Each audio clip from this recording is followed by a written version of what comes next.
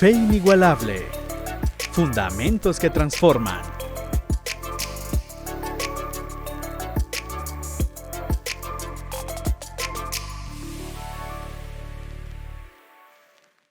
Hola queridos amigos, es un gusto estar nuevamente con ustedes aquí pero muy emocionado con esta serie viendo los fundamentos de nuestra fe, fundamentos que nos transforman. Y nuevamente estoy acompañado de mi muy buen amigo Rafa. Rafa, bienvenido. Hola Franco, hola amigos, nuevamente la verdad que muy emocionados con esta serie. No sé cómo le han parecido estos primeros 2 episodios, pero estamos seguros que el Señor los va a llevar a un nuevo nivel de fe. Así que estén listos todos para empezar este tercer tema.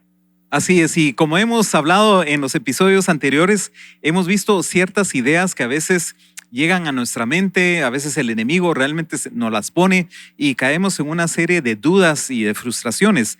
Vimos en el primer video de que a veces creemos de que no somos lo suficientemente buenos por lo que hayamos hecho en el pasado, y vimos una gran verdad: no hay ninguna condenación cuando llegamos a los pies de Cristo. Él borra todo, Él nos justifica y nos da una nueva oportunidad.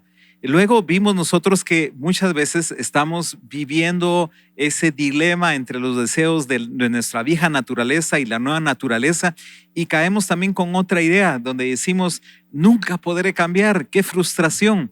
Y vimos que no hay ninguna frustración porque tenemos al Padre, tenemos a Cristo Jesús y al Espíritu Santo que pueden actuar en nuestra vida, y eso le da otra esfera, otro dinamismo, o nos pone en una otra posición como nuevas criaturas.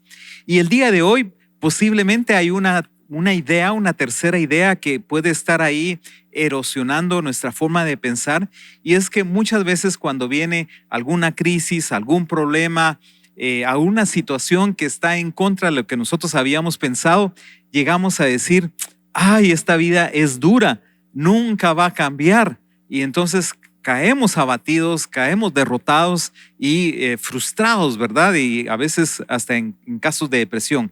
Y queremos decirte que la tercera verdad es que no hay ninguna desesperación. No podemos estar desesperados cuando estamos en Cristo Jesús. Y el día de hoy vamos a ir viendo por qué podemos afirmar eso. Y amigos, es genial, y quiero otra vez solo enfatizar en esta estructura, ¿verdad? De decir, bueno, primero está en mí, luego yo no puedo cambiar hacia adelante, y luego todo lo que me rodea no está bien. Y te digo, no te sientas mal si así lo has percibido. Pero hoy lo que te traemos es esas buenas noticias, que literalmente quiere decir evangelio, que es el evangelio de Dios, que son buenas noticias. Mira lo que nos dice Pablo en Romanos 8:28.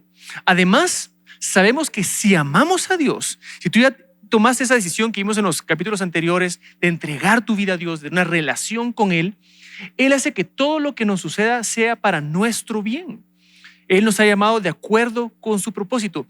Y entendamos y desmenucemos un poquito eso. No te está diciendo que va a pasar todo lo que tú quieres, va a pasar todo lo que es provechoso para ti, para el bien mayor, el del reino, una perspectiva mucho más grande. Déjame darte un ejemplo muy sencillo. Frank, no sé qué te ha pasado con tus hijos o cuando nosotros fuimos hijos, que uno quiere algo y tú dices: no, es el momento de hacer esto, es el momento de estudiar, es el momento de comer sano, es el momento de hacer ejercicios. Esas tareas que uno de primas a primeras dice así como: ay, no, yo no voy a hacer esto, pues es como preferiría vivir de vacaciones. Pues alguien te dice: no, esa no es la forma de vivir, tú no vas a construir un futuro así. Es lo que a veces nos pasa con el Señor. Si yo quiero esto, el Señor te dice: no, no es el momento. Ahorita es el momento de construir, de forjar, de hacer esto. Y cuando uno pasa la etapa y uno regresa para atrás, es decir: por supuesto, tenía razón el Señor. Y vea el complemento, el final de este versículo. Él nos ha llamado de acuerdo con su propósito. El interés de que todo funciona para bien es cuando cumplimos el rol que tenemos que cumplir. El clásico ejemplo, yo sé que es bastante sencillo, pero ponga un desatornillador a martillar. Se va a frustrar y va a decir: qué desesperación, no logro hacer nada bien. Este clavo no quiere cooperar conmigo. Es como: no, es que esto no es tu propósito, ese no es tu llamado. Entonces es tan importante cuando uno se alinea con el Señor, y en el ejemplo de este atornillador, comienza a atornillar todo, y dice: ala, estoy pleno, estoy realmente haciendo lo que debería hacer, porque tu creador te dice: sí, para eso te creé. Y entonces la desesperación desaparece. Sí, se va completamente. Así que el día de hoy vamos a ver en el texto de Romanos del versículo 20 hasta el 28 cómo va a actuar el Espíritu Santo. Y es que en el video pasado lo estuvimos mencionando, el espíritu de poder que tenemos nosotros, siendo la tercera persona de la Trinidad que está en nosotros y que nos puede ayudar. Vamos a ver hoy cómo se sigue manifestando el Espíritu Santo. Y Pablo lo escribe bastante bien, y ese es nuevamente algo que nosotros debemos de creer y aceptar y tomar en cuenta. Entonces, mira, en situaciones difíciles, el Espíritu Santo, en primer lugar, me va a ayudar a recordar que vivo en un mundo imperfecto. Vivo en un mundo que realmente está en caos. Y esa es la primera realidad. Muchas veces nosotros venimos y creemos que por estar en Cristo Jesús, por ser creyentes, entonces realmente nos está llevando a otro planeta donde no hay nadie. Mejor si no hay nadie, ¿verdad? Entonces yo voy a llevar una relación lindísima con el Señor porque no tengo a nadie, no hay nada alrededor mío. Y no es así. El Señor ha dispuesto dejarnos en este mundo, en un mundo que realmente está caótico. Y está caótico, y Pablo en el verso 20 del capítulo 8 y 22 nos lo va a recordar, y él dice: contra su propia voluntad, toda la creación quedó sujeta a la maldición de Dios. Sin embargo, con gran esperanza, la creación espera el día en que será liberada de la muerte y de la descomposición, y se unirá a la gloria de los hijos de Dios. Pues sabemos que hasta el día de hoy, toda la creación gime de angustia como si tuviera dolores de parto. Y aquí Pablo lo que está diciendo es: recuérdense, Dios creó creó el paraíso, ¿verdad? Con Adán y Eva, y todo era perfecto. Pero por la causa del pecado, entonces se descompuso todo eso. Y a partir de ese momento, la creación no es igual y no va a ser igual, querido amigo. Te tenemos que decir que la realidad es que van a existir enfermedades, van a existir muertes, va a existir de todo, pero es porque simplemente el pecado que entró en un hombre realmente produjo todo eso. Y a veces pensamos, me encanta lo que decías, Frank, de queremos que el paraíso venga a la tierra, cuando es algo que nos espera. O sea, ese concepto que uno puede tener sí va a llegar. Entonces, tener esa relación exclusivamente con el Señor, todo va a ser lindo, todo va a ser maravilloso, es lo que viene. Mientras tanto, tenemos que hacer nuestro rol, nuestra labor aquí en la tierra. Hace poco me decían, ¿por qué Dios simplemente no elimina todo lo malo? Y mi respuesta fue: porque vos y yo nos hubiéramos ido primero. Porque realmente, o sea, estamos en el proceso de la santificación hacia el Señor, pero no lo somos. Y en su misericordia nos está dando esta oportunidad para llegar a eso. Porque miren lo que dice Salomón en Eclesiastés 1:13. Me dediqué a buscar entendimiento. Y acá estamos hablando de la persona que se dice la más sabia que habitó en la tierra. Me dediqué a buscar entendimiento, a investigar con sabiduría todo lo que se hacía debajo del cielo. Observé todo lo que ocurría bajo el sol, y a decir verdad, nada tiene sentido. Es como perseguir el viento. Salomón acá nos expresa tal vez ese sentido de frustración. Es decir, traté de hacerle sentido a lo que estaba ocurriendo. ¿Por qué hay gente que hace esto? ¿Por qué hay gente que hace aquello? Y su conclusión alrededor de Eclesiastés va a ser: porque es un mundo caído. Porque es un mundo caído, y en ese mundo caído hace más sentido entonces nosotros ser realmente esa luz. Entonces, no te preocupes por la adversidad. De hecho, escuchaba hace poco a Gonzalo que explicaba Juan 15, que decía: el mundo los va a odiar, dice Jesús. O sea, y no hay un sí, tal vez, probablemente. Mira, es que eso va a suceder. ¿Por qué? Porque es un mundo caído. Entonces, a veces cuando uno se está despertando, no se ha pasado que está muy oscuro, te ponen así como la luz muy fuerte, uno la rechaza porque es demasiado fuerte. Así es nuestra interacción con el mundo. Pero ¿sabes qué? No importa, es normal. O sea, es lo que debería estar sucediendo, porque nosotros traemos esa luz del mundo que es nuestro Señor. Entonces, el segundo punto es importante entenderlo. En situaciones difíciles, el Espíritu Santo me ayuda a orar como me conviene. Amigos, esto es importante. Lo hablábamos en la introducción. La importancia es estar alineado a tu propósito, a tu llamado. Uh-huh. ¿Cómo vas a obedecer algo que no te han dicho? Así es. ¿Cómo vas a escuchar si no tienes una relación? Lo veíamos en los capítulos anteriores de esta gran serie. Tener una relación con Dios, conectarme con Dios, y luego aprender a escuchar a Dios. Porque si le escucho, entonces puedo hablar. ¿Y sabes qué? La pregunta clásica que le hicieron los discípulos a Jesús. A mí me impresiona que en los evangelios, de lo que se registra, una cosa le pidieron los discípulos a Jesús que les enseñara. Una: enséñanos a orar. A orar. Así. ¿Y sabes qué es lo genial? Que Jesús no les dijo: ustedes ya deberían de saber. vayan a aprender solitos o que les fluya. Él se toma el tiempo de explicarles. Mira lo que nos complementa Pablo en Romanos 8, 26, 27. Además de lo que acabamos de leer, el Espíritu Santo nos ayuda en nuestra debilidad.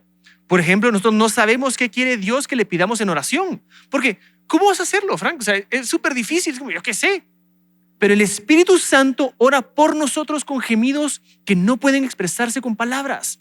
Y el Padre, quien conoce cada corazón, sabe lo que el Espíritu dice, porque el Espíritu intercede por nosotros, los creyentes, en armonía con la voluntad de Dios. ¿Te das cuenta que no solo te dicen, mira, todo va a estar bien, aliéntate a mi propósito? ¿Y cómo hago eso? No te preocupes, también te vamos a ayudar. El Espíritu Santo te va a guiar. Es cuando uno dice, ok, me es conveniente orar. Me es provechoso porque entonces me puedo alinear y las cosas van a fluir y realmente vas a poder ser lleno del llamado que Dios te está haciendo, Frank. Totalmente de acuerdo. Y es que lo que pasa también, Rafa, es que en este mundo adverso que vivimos no vamos a tener la solución para todo. No tenemos realmente el conocimiento, no tenemos la experiencia, las variables cambian constantemente y en nuestras fuerzas realmente no podemos hacer mayor cosa.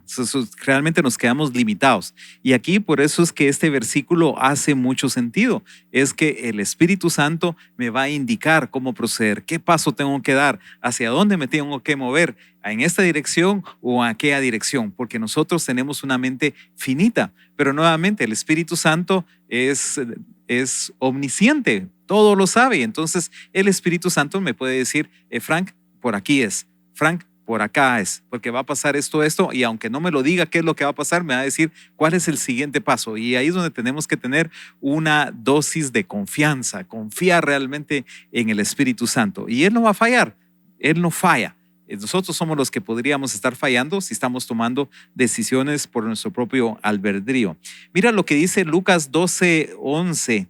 Dice, porque el Espíritu Santo les enseñará en todo momento lo que hay que decir. Y aquí Jesús le estaba hablando a sus discípulos y les dice, miren, y yo sé que, bueno, y Jesús ya sabía qué es lo que iba a pasar, ¿verdad? Todo hecho, sí, todo ya lo tenía Jesús visualizado porque Él todo lo sabe. Pero Jesús no vino y le dijo, mira, Rafa, lo que te va a, o digamos que Rafa fuera ahorita Pedro, mirad lo que te va a pasar, que vas a ser apedreado, vas a ser latigado y ¿sabes qué? Lo peor es que vas a morir crucificado. Y si el Señor nos dijera eso, como se lo hubiera dicho a Pedro, pues por lo menos yo me muero de un infarto instantáneo.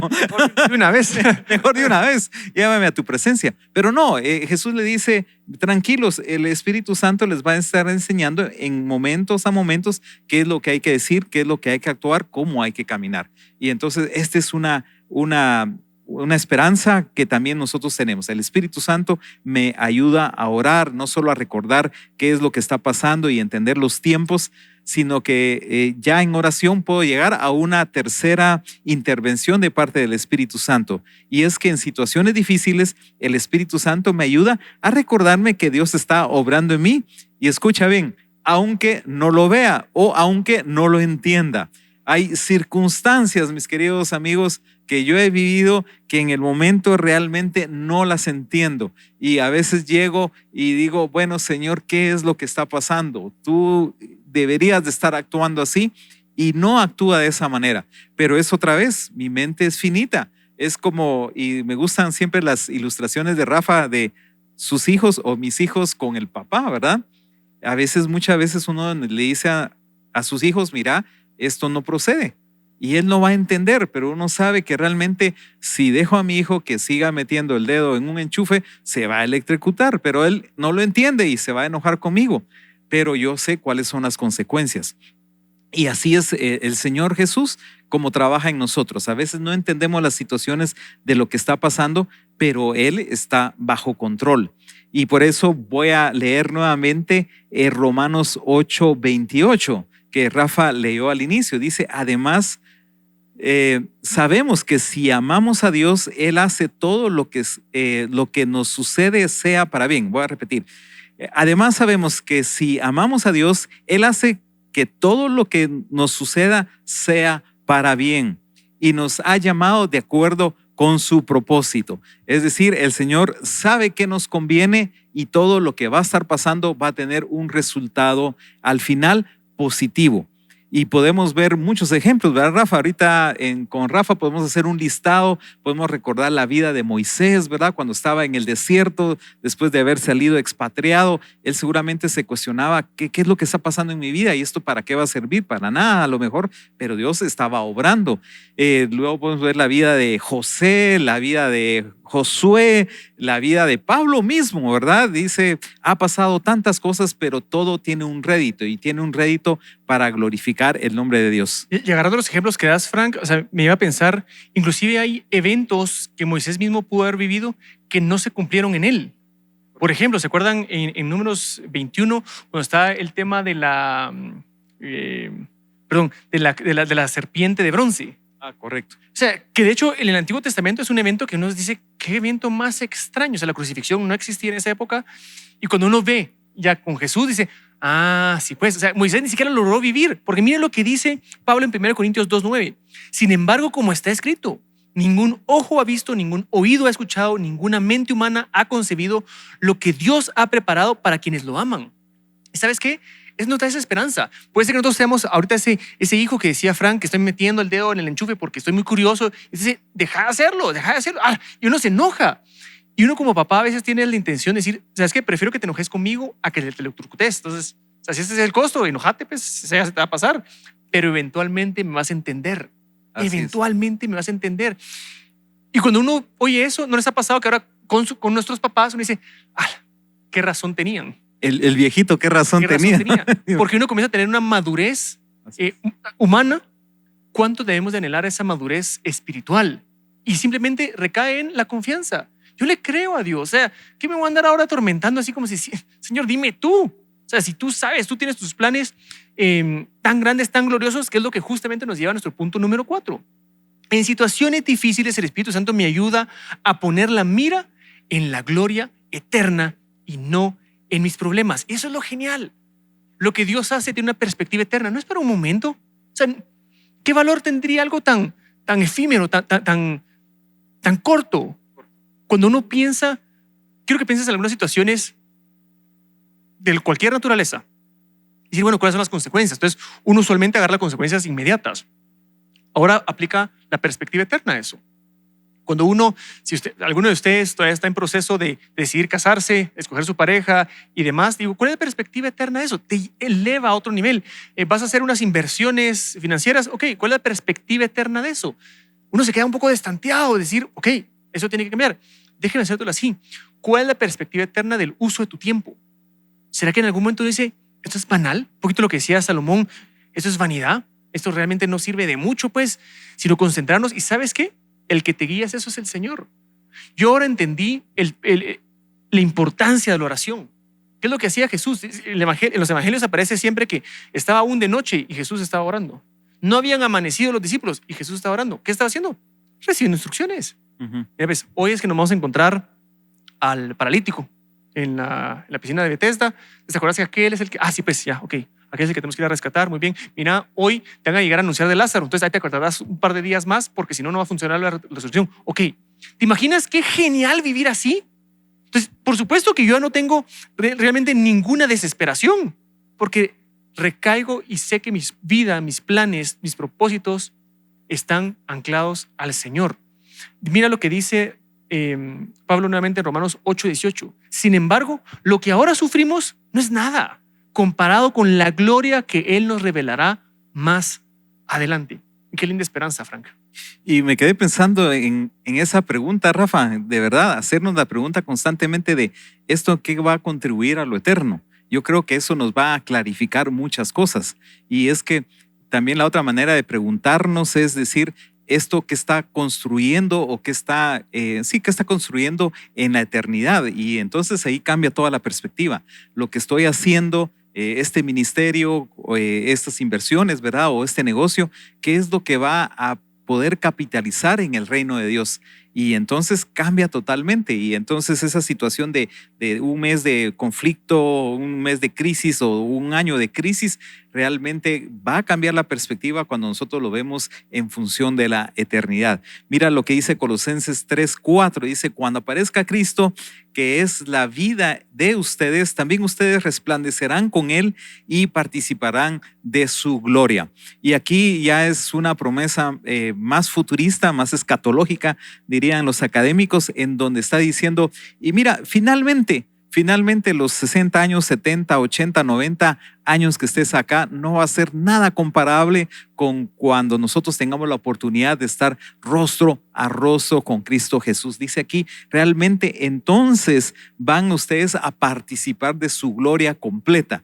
Ahorita sí la estamos viviendo, participamos de su gloria, pero no hemos visto la gloria en su totalidad. Y me recuerda el pasaje de la transfiguración, ¿verdad? Allí algunos terrenales, que eran 3, ¿verdad?, pudieron ver algo acerca de la gloria de Dios y quedaron impactados. Y eso es lo que nos espera a nosotros. Así que no importa cuál es el problema, nosotros tenemos una esperanza eterna. Y en esa línea, amigos, quisiera que oremos. No sé lo que estás viviendo tú, alguien cercano a ti, y que podamos llegar justamente con el Señor a pedirle que Él nos muestre el propósito de lo que está haciendo. Dios no va a mandar ninguna prueba que pueda sobrepasarnos, dice la palabra, sino que realmente Él nos dará, junto con la tentación, la salida.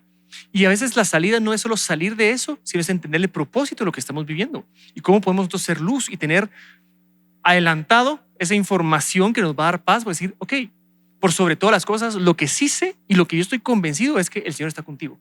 No sé cuál va a ser la resolución de eso, pero que está contigo. Así que, amigos, oremos.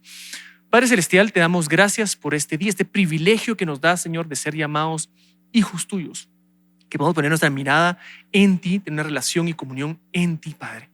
Sabemos de que el mundo, el diablo, la carne, viven atacándonos a nosotros, pero mayor es el que esté en nosotros que el que esté en el mundo, Señor. Y de eso nos anclamos hoy.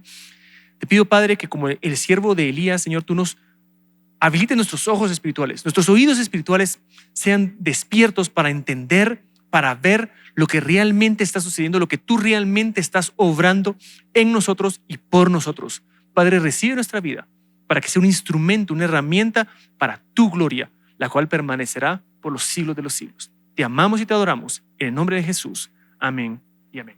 Amén. Así que, queridos amigos, los dejamos ahí con una guía. Tienen un versículos, guías también para que ustedes puedan memorizar, trabajar en ello y sobre todo discutan en grupo estas grandes verdades de cómo las pueden al día de hoy aplicar. Muchísimas gracias. Que el Señor les bendiga grandemente. Fe inigualable. Fundamentos que transforman.